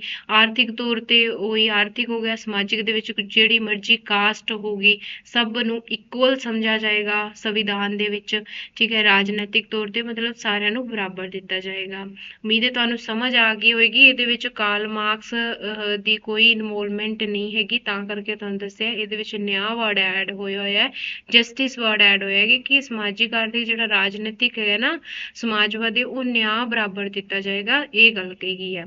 ਦੇਖੋ ਅੱਗੇ ਐਵੇਂ ਆ ਗਿਆ, ਕਹਿੰਦੇ ਪਰ ਇਹ ਮਾਰਕਸਵਾਦੀ ਜਾਂ ਇਨਕਲਾਬੀ ਢੰਗਾਂ ਨਾਲ ਹਾਸਿਲ ਨਹੀਂ ਕੀਤਾ ਜਾ ਸਕਦਾ, ਸਗੋਂ ਅਮਨ ਪੂਰਵਕ ਮਤਲਬ ਪੀਸਫੁਲੀ ਕਨਸਟੀਟਿਊਸ਼ਨਲ, ਕਹਿੰਦੇ ਜਾਂ ਤਾਂ ਸ਼ਾਂਤੀਪੂਰਵਕ ਹੋਵੇ, ਜਾਂ ਸੰਵਿਧਾਨਿਕ ਤੌਰ ਤੇ ਹੋਵੇ, ਜਾਂ ਡੈਮੋਕ੍ਰੈਟਿਕ ਮੈਥਡ ਦੇ ਨਾਲ ਹੋਵੇ, ਜਾਂ ਲੋਕਤੰਤਰੀ ਢੰਗ ਤਰੀਕਿਆਂ ਦੇ ਨਾਲ ਹੀ ਜੋ ਹੈਗਾ ਚਲਾਇਆ ਜਾ ਸਕਦਾ ਹੈ। ਸਮਾਜਵਾਦ ਨੂੰ ਨਿਆਂ ਦਿੱਤਾ ਜਾ ਸਕਦਾ ਹੈ, ਕੋਈ ਉਹ ਕਾਰਲ ਮਾਰਕਸ ਦੇ ਅਕੋਰਡਿੰਗ ਜਾਂ ਇਨਕਲਾਬੀ ਢੰਗ ਦੇ ਅਕੋਰਡਿੰਗ ਨਹੀਂ ਚਲਾਇਆ ਜਾ ਸਕਦਾ। ਕਹਿੰਦੇ ਇਸ ਦਾ ਮਤਲਬ ਹੈ ਕਿ ਭਾਰਤ ਇੱਕ ਲੋਕਤੰਤਰੀ ਸਮਾਜਵਾਦ ਰਾਜ ਹੈ। the means that India is a democratic social state, ਤਾਂ ਜਿਹੜਾ ਇੰਡੀਆ ਹੈਗਾ ਇੱਕ ਡੈਮੋਕ੍ਰੈਟਿਕ ਸੋਸ਼ਲਿਸਟ ਸਟੇਟ ਹੈਗਾ। ਅੱਗੇ ਥਰਡ ਹੈਗਾ ਜਿਹੜਾ ਬੜਾ ਹੀ ਸੋਹਣਾ ਵਰਡ ਹੈ, ਅਸੀਂ ਦੋ ਵਰਡ ਪੜ੍ਹ ਲਏ ਹੈਗੇ ਆ। ਇੱਕ ਪੜ੍ਹਿਆ ਜੀ ਡੈਮੋਕ੍ਰੈਟਿਕ, ਇੱਕ ਅਸੀਂ ਸੋਸ਼ਲਿਸਟ ਪੜ੍ਹ ਲਿਆ, ਠੀਕ ਹੈ। ਇੱਕ ਅਸੀਂ ਸੋਸ਼ਲਿਸਟ ਪੜ੍ਹ ਲਿਆ, ਤੇ ਫਸਟ ਕਿਹੜਾ ਪੜ੍ਹ ਲਿਆ ਸੀਗਾ? ਅਸੀਂ ਸੋਵਰਨ ਪੜ੍ਹ ਲਿਆ, ਡੈਮੋਕ੍ਰੈਟਿਕ ਹਾਲੇ ਰਹਿੰਦਾ। ਤਾਂ ਥਰਡ ਜੋ ਹੈਗਾ ਸੈਕੂਲਰ ਸਟੇਟ। ਕਹਿੰਦੇ ਸੈਕੂਲਰ ਕੀ? ਕਹਿੰਦੇ ਭਾਰਤ ਕਿਸੇ ਵੀ ਧਰਮ ਨੂੰ ਵਿਸ਼ੇਸ਼ ਦਰਜਾ ਨਹੀਂ ਦਿੰਦਾ। ਭਾਰਤ ਕਿਸੇ ਵੀ ਧਰਮ ਨੂੰ, ਦੇਖੋ ਬੱਚੇ ਪੋਲੀਟੀਕਲ ਇੱਕ ਬਹੁਤ ਵੱਡਾ ਟੌਪਿਕ ਹੈਗਾ, ਪੋਲੀਟੀਕਲ 75 ਨੰਬਰ ਦੀ ਆਉਣੀ ਹੈ ਸਾਨੂੰ, ਤਾਂ ਅਸੀਂ ਉਹਨੂੰ ਪਰ ਇੰਨੀ ਸਲੋ ਵੀ ਨਹੀਂ ਪੜ੍ਹਨਾ ਕਿ ਸਾਡੇ ਕੋਲ ਸਿਲੇਬਸ ਕੰਪਲੀਟ ਨਾ ਹੋਵੇ, ਤੇ ਇੰਨੀ ਤੇਜ਼ੀ ਨਾਲ ਵੀ ਨਹੀਂ ਪੜ੍ਹਨਾ ਕਿ ਇਸ ਕੀ, ਕਿਉਂਕਿ ਇਹ ਸਮਝਣ ਵਾਲਾ ਹੈ ਪੋਲੀਟੀਕਲ ਸਬਜੈਕਟ, ਇਹਦੇ ਵਿੱਚ ਕੋਈ ਰੱਟਾ ਨਹੀਂ ਹੈ, ਇਹਦੇ ਵਿੱਚ ਅਸੀਂ ਸਮਝ ਕੇ ਲਰਨ ਕਰਨ ਵਾਲਾ ਹੈਗਾ। ਤਾਂ ਇਹ ਇਹਦੇ ਵਿੱਚ ਅਸੀਂ ਦਿਨ ਵਿੱਚ ਇੱਕ ਇੱਕ ਦੋ ਦੋ ਟੌਪਿਕ ਕਰਾਂਗੇ ਤਾਂ ਜਾ ਕੇ ਇਹ ਮਹੀਨੇ ਡੇਢ 2 ਵੀ ਮਹੀਨੇ ਪੈ ਸਕਦੇ ਇਹ ਕੰਪਲੀਟ ਹੋਏਗਾ। ਤਾਂ ਪ੍ਰੈਂਬਲ ਹੀ ਹੈ, ਪ੍ਰੈਂਬਲ ਦੇ ਵਿੱਚੋਂ ਸਿੱਧੇ ਕੇਡਰ ਦੇ ਵਿੱਚ 4 ਤੋਂ 5 ਕੁਐਸਚਨ ਪੁੱਛਦੇ ਹੈਗੇ ਆ। ਤਾਂ ਪ੍ਰੈਂਬਲ ਨੂੰ ਤਾਂ ਚੰਗੀ ਤਰੀਕੇ ਨਾਲ ਪੜ੍ਹਨੇ ਆ। ਇਹ ਵੇਖੋ ਛੋਟਾ ਜਿਹਾ ਸਾਨੂੰ ਲੱਗਦਾ ਕਿ ਟੌਪਿਕ ਪ੍ਰੈਂਬਲ ਛੋਟਾ ਜਿਹਾ, ਪਰ ਇਹਦੇ ਵਿੱਚ ਕੁਐਸਚਨ ਬਹੁਤ ਬਣਦੇ ਆ। ਤਾਂ ਜੇਕਰ ਕੁਐਸਚਨ ਅਸੀਂ ਕਰਨੇ ਆ ਤਾਂ ਇਹਨਾਂ ਨੂੰ ਬੜੇ ਹੀ ਧਿਆਨ ਨਾਲ ਟੌਪਿਕ, ਤਾਂ ਇੱਕ ਇੱਕ ਜੋ ਤੁਹਾਨੂੰ ਵਿੱਚ ਵਰਡ ਦਿੱਤੇ ਗਏ ਉਹਨਾਂ ਦੇ ਮੀਨਿੰਗ ਸਮਝਾ ਰਹੀ ਹਾਂ ਤੇ ਤੁਹਾਨੂੰ ਪਤਾ ਲੱਗਣਾ ਚਾਹੀਦਾ। ਹੁਣ ਦੇਖੋ ਅੱਗੇ ਸੈਕੂਲਰ ਸਟੇਟ ਹੈਗਾ। ਸੈਕੂਲਰ ਸਟੇਟ ਦੇ ਵਿੱਚ ਕੀ ਹੈਗਾ, ਭਾਰਤ ਕਿਸੇ ਵੀ ਧਰਮ ਨੂੰ ਵਿਸ਼ੇਸ਼ ਦਰਜਾ ਨਹੀਂ ਦਿੰਦਾ, ਇਸ ਦਾ ਆਪਣਾ ਕੋਈ ਸਰਕਾਰੀ ਧਰਮ ਨਹੀਂ ਹੈ। ਆਪਣੇ ਇੰਡੀਆ ਦੇ ਵਿੱਚ ਜਿਵੇਂ ਪਾਕਿਸਤਾਨ ਦੇ ਵਿੱਚ ਜਿਹੜਾ ਸੰਵਿਧਾਨ ਹੈਗਾ ਉਹਦੇ ਵਿੱਚ ਧਰਮ ਇਸਲਾਮਿਕ ਧਰਮ ਨੂੰ ਦਰਜਾ ਦਿੱਤਾ ਗਿਆ। ਤਾਂ ਇਹ ਇੰਡੀਆ ਦੇ ਵਿੱਚ ਕਿਸੇ ਵੀ ਕੋਈ ਵੀ ਧਰਮ ਨੂੰ ਦਰਜਾ ਨਹੀਂ ਦਿੱਤਾ ਗਿਆ, ਮਤਲਬ ਕੋਈ ਵੀ ਸਰਕਾਰੀ ਧਰਮ ਨਹੀਂ ਹੈਗਾ, ਸਿੱਧਾ ਸਾਫ਼-ਸਾਫ਼ ਸ਼ਬਦਾਂ ਵਿੱਚ ਕਿਹਾ ਗਿਆ। ਧਰਮ ਦੇ ਰਿਲੇਟਡ ਜਿਹੜਾ ਫੰਡਾਮੈਂਟਲ ਰਾਈਟ ਦੇ ਵਿੱਚ ਵੀ ਆਰਟੀਕਲ ਜਿਹੜੇ ਮੈਂਸ਼ਨ ਹੈਗੇ ਆ 25 ਤੋਂ 28 25 to 28 ਜਿਹੜੇ ਹੈਗੇ ਆ ਫੰਡਾਮੈਂਟਲ ਰਾਈਟ ਵਿੱਚ ਜਿਹਦੇ ਧਾਰਮਿਕ ਸੁਤੰਤਰਤਾ ਨੂੰ, ਰਿਲੀਜੀਅਸ ਫਰੀडम ਨੂੰ ਮੈਂਸ਼ਨ ਕੀਤਾ ਗਿਆ।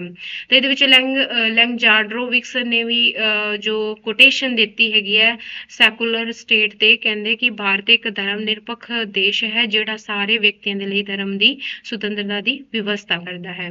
ਉਮੀਦ ਹੈ ਤੁਹਾਨੂੰ ਸਮਝ ਆ ਗਿਆ ਹੋਵੇਗਾ। ਅਸੀਂ ਅੱਗੇ ਚੱਲਦੇ ਹਾਂ। ਦਾ ਫੋਰਥ ਹੈਗਾ ਲੋਕਤੰਤਰੀ ਰਾਜ, ਡੈਮੋਕ੍ਰੈਟਿਕ ਸਟੇਟ।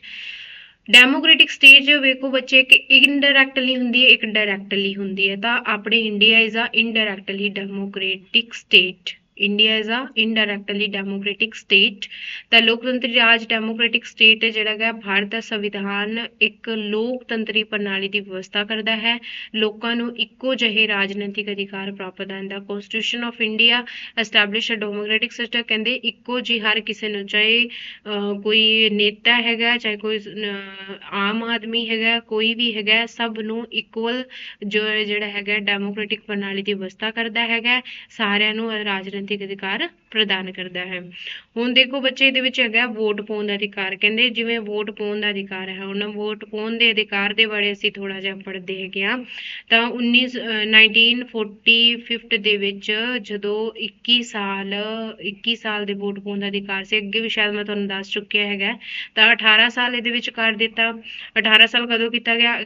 61 ਅਮੈਂਡਮੈਂਟ 1988 ਦੇ ਵਿੱਚ ਕੀਤਾ ਗਿਆ। ਇਹ ਕਿਹਾ ਗਿਆ ਕਿ ਲੜਕੇ ਤੇ ਲੜਕੀਆਂ ਜੋ 18 ਸਾਲ ਦੇ ਜਾਂ 18 ਸਾਲ ਤੋਂ ਉੱਪਰ ਨੇ ਉਹਨਾਂ ਨੂੰ ਵੋਟ ਪਾਉਣ ਦਾ ਅਧਿਕਾਰ ਹੈਗਾ। ਤਾਂ ਐਵੇਂ ਹੀ ਚੋਣਾਂ ਦਾ ਇਲੈਕਸ਼ਨ ਲੜਨ ਦਾ ਅਧਿਕਾਰ ਹੈ, ਸਰਕਾਰੀ ਅਹੁਦੇ ਹਾਸਿਲ ਕਰਨ ਦਾ ਅਧਿਕਾਰ ਹੈ, ਜਥੇਬੰਦੀਆਂ ਕਾਇਮ ਕਰਨ ਦਾ ਅਧਿਕਾਰ ਹੈ, ਬੋਲਣ ਦੀ ਆਜ਼ਾਦੀ ਹੈਗੀ ਹੈ, ਪ੍ਰੈਸ ਦੀ ਸੁਤੰਤਰਤਾ ਹੈਗੀ ਹੈ। ਇਹ ਵੇਖੋ ਕੁਝ ਕੁ ਜਿਹੜੇ ਪੁਆਇੰਟ ਜਿਵੇਂ ਬੋਲਣ ਦੀ ਆਜ਼ਾਦੀ ਹੋ ਗਈ, ਜਥੇਬੰਦੀਆਂ ਕਾਇਮ ਕਰਨ ਦਾ ਅਧਿਕਾਰ, ਪ੍ਰੈਸ ਦੀ ਸੁਤੰਤਰਤਾ ਹੈ। ਤਾਂ ਇਹ ਜੋ ਫਰੀडम ਫੰਡਾਮੈਂਟਲ ਰਾਈਟ ਦੇ ਵਿੱਚ ਹੈਗਾ 19(1) ਦੇ ਵਿੱਚ ਜੋ 19 ਆਰਟੀਕਲ ਹੈਗਾ ਉਹਦੇ ਵਿੱਚ ਇਹ ਮੈਂਸ਼ਨ ਹੈਗੇ ਆ।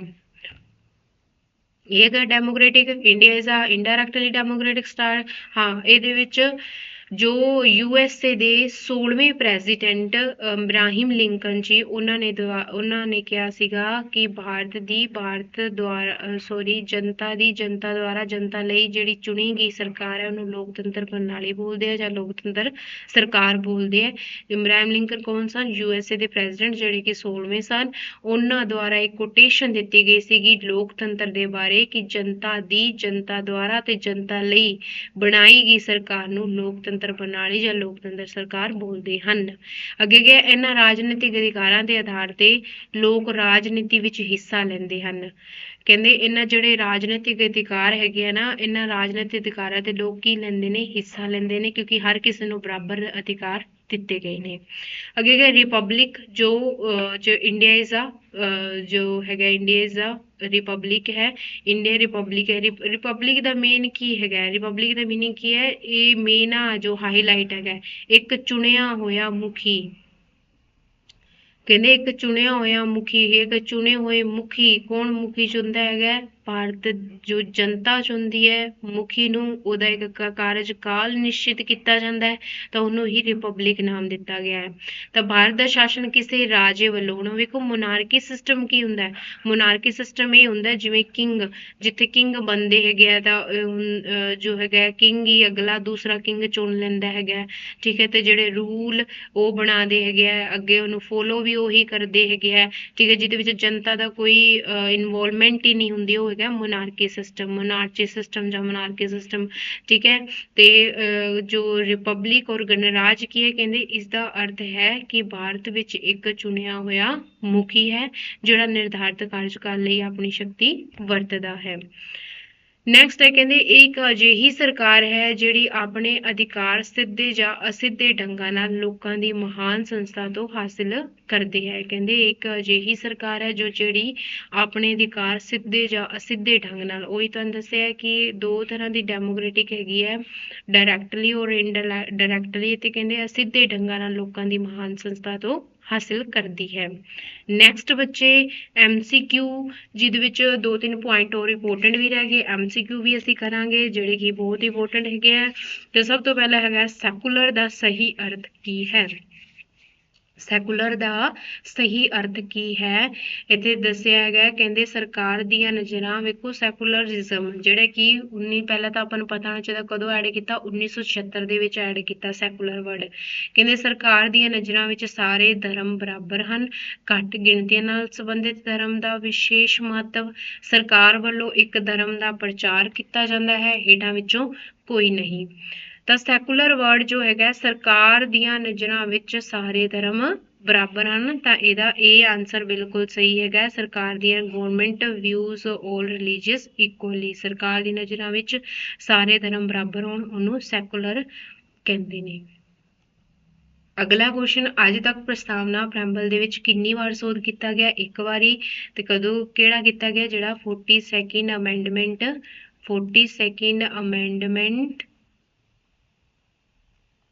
1976, ਜਿਹਨੂੰ ਇੱਕ ਮਿੰਨੀ ਸੰਵਿਧਾਨ ਵੀ ਕਹਿੰਦੇ ਹੈਗੇ ਆ, ਜਿਹਨੂੰ ਇੱਕ ਮਿੰਨੀ ਸੰਵਿਧਾਨ ਵੀ ਕਹਿੰਦੇ ਹੈਗੇ ਆ। ਇੰਦਰਾ ਗਾਂਧੀ ਦੇ ਸਮੇਂ ਸੀਗਾ। ਮਿੰਨੀ ਸੰਵਿਧਾਨ ਕਿਉਂ ਕਹਿੰਦੇ ਸੀ? ਬਹੁਤ ਸਾਰੀ ਇਹਦੇ ਵਿੱਚ ਐਡ ਹੋਈਆਂ ਸੀਗੀਆਂ, ਇਸ ਲਈ ਇੱਕ ਵਾਰੀ ਹੀ ਪ੍ਰੈਂਬਲ ਦੇ ਵਿੱਚ ਸੋਧ ਹੋਈ ਹੈ 1976 ਦੇ ਵਿੱਚ। ਪ੍ਰਸਤਾਵਨਾ ਵਿੱਚ 80 ਸ਼ਬਦ ਦਾ ਅਰਥ ਹੈ ਭਾਰਤ ਸਰਕਾਰ, ਸੁਪਰੀਮ ਕੋਰਟ, ਭਾਰਤੀ ਸੰਸਦ ਜਾਂ ਭਾਰਤ ਦੇ ਲੋਕ। ਤਾਂ ਇਹਦਾ ਪੀਪਲ ਆਫ ਇੰਡੀਆ, ਇਹਦਾ ਡੀ ਆਨਸਰ ਬਿਲਕੁਲ ਸਹੀ ਹੈਗਾ। ਜਿਹੜਾ 80 ਸ਼ਬਦ ਦਾ ਅਰਥ ਕੀ ਹੈ? ਪੀਪਲ ਆਫ, ਅਸੀਂ ਭਾਰਤ ਦੇ ਲੋਕ। ਅੱਗੇ ਹੈਗਾ ਬੱਚੇ, ਜਿਸ ਮਾਮਲੇ ਵਿੱਚ ਸੁਪਰੀਮ ਕੋਰਟ ਨੇ ਵਿਸ਼ੇਸ਼ ਤੌਰ ਤੇ ਰਾਏ ਦਿੱਤੀ ਕਿ ਪ੍ਰਸਤਾਵਨਾ ਸੰਵਿਧਾਨ ਦਾ ਹਿੱਸਾ ਹੈ।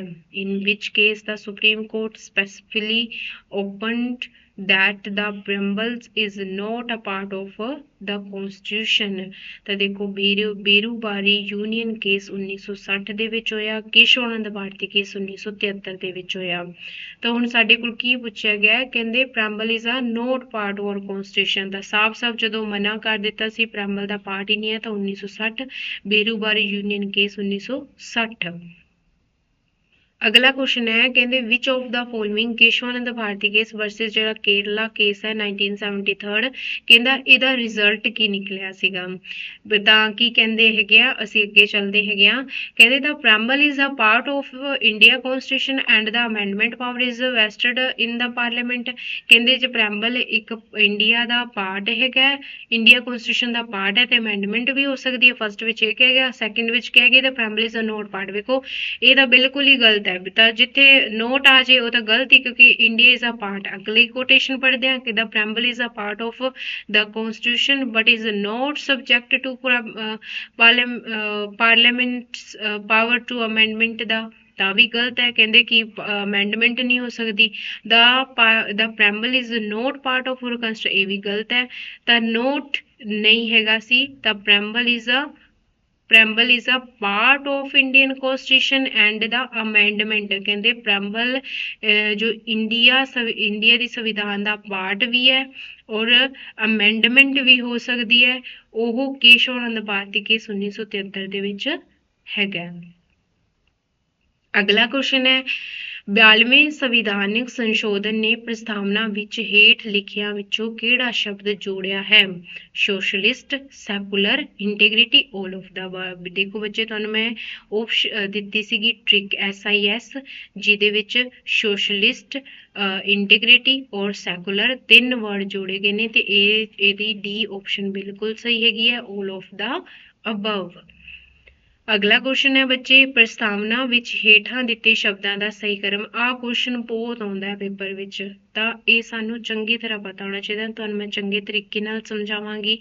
ਦੇਖੋ ਬੱਚੇ, ਹੁਣ ਪਹਿਲੇ ਅਸੀਂ ਪਿੱਛੇ ਸ਼ੁਰੂ ਕਰਦੇ ਹਾਂ। ਤਾਂ ਦੋ ਵਰਡ ਜਿਹੜੇ ਹੈਗੇ ਆ ਉਹ 1950 ਦੇ ਵਿੱਚ ਲਏ ਗਏ ਸੀਗੇ ਬੱਚੇ। ਦੋ ਵਰਡ ਕਿਹੜੇ ਸੀ? ਡੈਮੋਕ੍ਰੈਟਿਕ ਤੇ ਰਿਪਬਲਿਕ। ਡੈਮੋਕ੍ਰੈਟਿਕ ਤੇ ਰਿਪਬਲਿਕ, ਇਹ ਜਿਹੜੇ ਦੋ ਵਰਡ ਹੈ 1950 ਦੇ ਵਿੱਚ ਲਏ ਗਏ। ਠੀਕ ਹੈ, ਇਹ ਬਿਲਕੁਲ ਸਹੀ ਥਾਂ ਹੀ ਪਈ ਹੈ, ਇਹ ਬਿਲਕੁਲ ਸਹੀ ਥਾਂ ਤੇ ਪਏ ਨੇ। ਹੁਣ ਦੇਖੋ ਬੱਚੇ, ਸੋਵਰਨ ਹੈ 15 ਅਗਸਤ 1947 ਨੂੰ ਮੈਂਸ਼ਨ ਕਰ ਦਿੱਤਾ ਗਿਆ।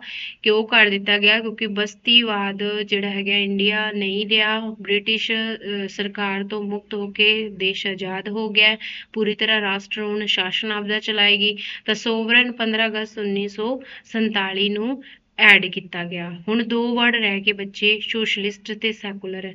ਤਾਂ ਮਤਲਬ ਆ ਸਹੀ ਜੀ ਲੱਗ ਰਹੀ, ਪਰ ਇਹ ਸੀਰੀਅਲ ਵਾਈਜ਼ ਕਿਵੇਂ ਕਰਨੀ ਹੈ ਹਨਾ। ਚਲੋ ਵਰਡ ਤਾਂ ਸਾਰੇ ਇਹਨਾਂ ਵਿੱਚ ਮੈਂਸ਼ਨ ਹੈ, ਪਰ ਸੀਰੀਅਲ ਵਾਈਜ਼ ਇਹ ਬੜਾ ਕੁਐਸਚਨ ਆਉਂਦਾ ਹੈਗਾ।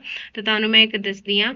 ਦੇਖੋ, 3 ਸੀਰੀਅਲ ਵਾਈਜ਼ SS ਤੇ ਪਿੱਛੇ DP, ਸੌਰੀ DR ਤਾਂ DR ਤਾਂ ਸਹੀ ਪਏ ਨੇ ਇਸ ਕੋਟੇਸ਼ਨ ਦੇ ਵਿੱਚ। ਠੀਕ ਹੈ ਬੱਚੇ, ਹੁਣ 3 ਜਿਹੜੇ SS ਹੈ ਇਹਨਾਂ ਨੂੰ ਕਿਵੇਂ ਸੀਰੀਅਲਾਈਜ਼? ਹੁਣ ਜਿਹੜਾ ਸੋਵਰਨ ਹੈ ਇਹਦਾ ਉੱਥੇ ਬਈ ਮੈਂ ਤਾਂ ਇੱਥੋਂ ਹਿੱਲਣਾ ਹੀ ਨਹੀਂਗਾ। ਮੈਂ 15 ਅਗਸਤ 1947 ਨੂੰ ਐਡ ਹੋਇਆ, ਮੈਂ ਕਿਉਂ ਹਿੱਲਾਂ ਇੱਥੋਂ? ਮੈਂ ਤਾਂ ਫਸਟ ਤੇ ਪਹਿਲੇ ਨੰਬਰ ਤੇ ਐਡ ਹੋਇਆ, ਤਾਂ ਮੈਂ ਪਹਿਲੇ ਨੰਬਰ ਤੇ ਹੀ ਰਵਾਂਗਾ।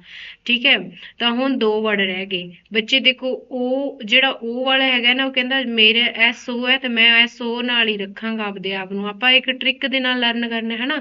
ਤਾਂ ਸੋਵਰਨ ਹੈ ਤਾਂ ਸੋਸ਼ਲਿਸਟ ਹੈ, ਤਾਂ ਇਸ ਤੋਂ ਬਾਅਦ ਸੈਕੂਲਰ ਹੈ, ਡੈਮੋਕ੍ਰੈਟਿਕ ਹੈ, ਰਿਪਬਲਿਕ ਹੈ। ਉਮੀਦ ਹੈ ਤੁਹਾਨੂੰ ਬੜੀ ਵਧੀਆ ਸਮਝ ਆ ਗਈ ਹੋਏਗੀ, ਤੇ ਕੁਐਸਚਨ ਆਉਂਦਾ ਵੀ ਪੇਪਰ 'ਚ ਬਹੁਤ ਹੈ, ਤੇ ਤੁਸੀਂ ਇਹਨੂੰ ਚੰਗੀ ਤਰ੍ਹਾਂ ਕਰ ਲਓ। ਅੱਗੇ ਹੈਗਾ ਬੱਚੇ, ਇਹਦੇ ਨਾਲ ਜੋ ਖਤਮ ਹੁੰਦਾ ਹੈ। ਥੈਂਕ ਯੂ ਜੀ। ਪਰ ਇਹਦੇ ਵਿੱਚ 2-3 ਗੱਲਾਂ ਹੋਰ ਰਹਿ ਗਈਆਂ, ਉਹ ਤੁਸੀਂ ਨੋਟ ਡਾਊਨ ਕਰ ਲਓ ਬੱਚੋ। ਜਿਹੜਾ ਕਿ ਮੋਸਟ ਇੰਪੋਰਟੈਂਟ ਹੈ, ਪ੍ਰੈਂਬਲ ਨੂੰ ਇੱਕ ਤਾਂ ਹੈਗਾ ਆਤਮਾ। ਪ੍ਰੈਂਬਲ ਨੂੰ ਆਤਮਾ ਕਿਹਨੇ ਕਿਹਾ? ਠੀਕ ਹੈ, ਪ੍ਰੈਂਬਲ ਨੂੰ ਆਤਮਾ ਕਿਹਨੇ ਕਿਹਾ? ਹੋਰੋਸਕੋਜ਼। ਠੀਕ ਹੈ, ਹੋਰੋਸਕੋਜ਼ ਮਤਲਬ ਰਾਸ਼ੀਫਲ। ਹੋਰੋਸਕੋਜ਼ ਰਾਸ਼ੀਫਲ। ਅੱਗੇ ਹੈਗਾ ID ਕਾਰਡ।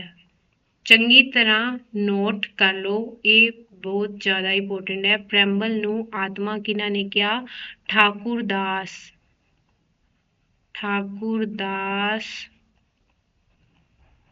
ਬਾਰਗਰ। ਠੰਡ ਵਿੱਚ ਬੱਚੇ ਹੱਥ ਬਹੁਤ ਹਿਲਦੇ ਹੀ ਨਹੀਂ ਪਏ। ਅੱਗੇ ਗਏ ਰਾਸ਼ੀਫਲ, ਜਿਹਨੂੰ ਹੋਰੋਸਕੋਜ਼ ਬੋਲਦੇ ਹੈ। KM ਮੁੰਸ਼। ID ਕਾਰਡ, NA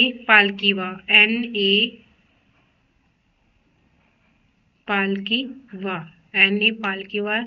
ਇਹ ਬਹੁਤ ਜ਼ਿਆਦਾ ਇੰਪੋਰਟੈਂਟ ਹੈਗੇ ਆ ਬੱਚੇ। ਉਮੀਦ ਹੈ ਤੁਹਾਨੂੰ ਅੱਜ ਪ੍ਰੈਂਬਲ ਬੜਾ ਵਧੀਆ ਸਮਝ ਆ ਗਿਆ ਹੋਣਾ।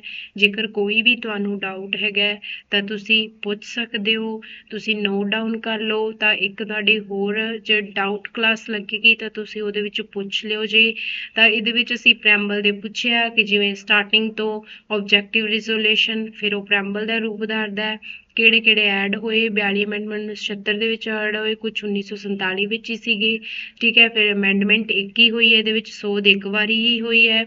ਇਹਦੇ ਵਿੱਚ ਹੋਰ ਅਸੀਂ ਕੀ ਪੜ੍ਹਿਆ ਸੀਗਾ? ਹਰ ਇੱਕ ਵਰਡ ਦਾ ਮੀਨਿੰਗ ਪੜ੍ਹਿਆ ਹੈਗਾ। ਇਹਨਾਂ ਨੂੰ ਕਿਹੜੇ ਨਾਮਾਂ ਨਾਲ, ਕਿਹੜੀ ਜੋ ਪਰਸਨੈਲਿਟੀ ਦੁਆਰਾ ਕਿਹਾ ਗਿਆ ਉਹ ਤੁਹਾਨੂੰ ਅੱਗੇ ਦੱਸਿਆ ਗਿਆ ਹੈ। ਉਮੀਦ ਹੈ ਤੁਹਾਨੂੰ ਵਧੀਆ ਸਮਝ ਆ ਗਈ ਹੋਵੇਗੀ। ਜੇਕਰ ਕੋਈ ਵੀ ਡਾਊਟ ਹੈ ਤਾਂ ਥੱਲੇ ਡਿਸਕ੍ਰਿਪਸ਼ਨ ਲਾਈਨ ਦੇ ਵਿੱਚ ਤੁਹਾਨੂੰ ਇੱਕ ਦੱਸਿਆ ਗਿਆ ਹੈਗਾ ਨੰਬਰ, ਕਲਰਕ ਦਾ ਨੰਬਰ, ਤੁਸੀਂ ਉਹਦੇ ਵਿੱਚ ਕੰਟੈਕਟ ਕਰ ਸਕਦੇ ਹੋ। ਪੇਡ ਕੋਰਸ ਬਾਰੇ ਕੋਈ ਜਾਣਕਾਰੀ ਲੈਣੀ ਹੈ, ਕਿਸੇ ਵੀ ਤਰੀਕੇ ਦੀ ਕੋਈ ਜਾਣਕਾਰੀ ਲੈਣੀ ਹੈ, ਤੁਸੀਂ ਮੇਰੇ ਨਾਲ ਕੰਟੈਕਟ ਕਰ ਸਕਦੇ ਹੋ। ਸਬਜੈਕਟ ਦੇ ਰਿਗਾਰਡਿੰਗ ਕੁਝ ਪੁੱਛਣਾ ਹੈ ਤਾਂ ਅਸੀਂ ਕੱਲ ਸਿਵਿਕਸ ਦਾ ਇੱਕ ਨਵਾਂ ਵਧੀਆ ਲੈਕਚਰ ਲੈ ਕੇ ਆਵਾਂਗੇ। ਤਾਂ ਕੱਲ ਦੇ ਲਈ ਜੋ ਤੁਹਾਡੇ ਲਈ ਇਹ ਟੌਪਿਕ ਹੈ, ਤੁਸੀਂ ਚੰਗੀ ਤਰ੍ਹਾਂ ਨੋਟ ਡਾਊਨ ਕਰ ਲਿਆ ਜੀ। ਤਾਂ ਇਹਦੇ ਲਈ ਜਿਹੜੇ ਵੱਧ ਤੋਂ ਵੱਧ ਕੁਐਸਚਨ ਹੈ ਬੱਚੇ ਉਹ ਤੁਹਾਨੂੰ ਪੂਰੇ ਪ੍ਰੋਵਾਈਡ ਕਰਵਾ ਦਿੱਤੇ ਜਾਣਗੇ, ਕੁਝ ਨੋਟਸ ਦੇ ਨਾਲ। ਕੁਝ ਤੁਹਾਡਾ ਟੈਸਟ ਹੋਵੇਗਾ ਲਾਸਟ ਤੇ ਜਦੋਂ ਅਸੀਂ ਸਾਰੇ ਟੌਪਿਕ ਕਰ ਲਵਾਂਗੇ, ਕਿਉਂਕਿ ਜੇਕਰ ਹੁਣ ਇੱਕ ਇੱਕ ਲੈਕਚਰ ਕੁਐਸਚਨ ਦਾ ਰੱਖ ਲਵਾਂਗੇ ਤਾਂ ਉਹ ਤੁਹਾਡੇ ਲਈ ਜੋ ਤੁਹਾਨੂੰ ਸਮਝ ਨਹੀਂ ਆਉਣਾ ਜਾਂ ਆਪਣਾ ਸਿਲੇਬਸ ਨਹੀਂ ਹੋ ਪਾਏਗਾ। ਤਾਂ ਤੁਹਾਨੂੰ ਲਾਸਟ ਤੇ ਜਿਹੜੇ ਕੁਐਸਚਨ ਪ੍ਰੋਵਾਈਡ ਕਰਾਂਗੇ, ਕੁਝ ਟੈਸਟ ਦੇ ਨਾਲ ਹੋਣਗੇ, ਕੁਝ ਵੈਸੇ ਹੋਣਗੇ। ਤਾਂ ਉਮੀਦ ਹੈ ਤੁਹਾਨੂੰ ਵਧੀਆ ਸਮਝ ਆ ਗਈ ਹੋਵੇਗੀ। ਤਾਂ ਥੈਂਕ ਯੂ ਸੋ ਮਚ। ਕੱਲ ਮਿਲਦੇ ਹਾਂ। Bye bye, take care.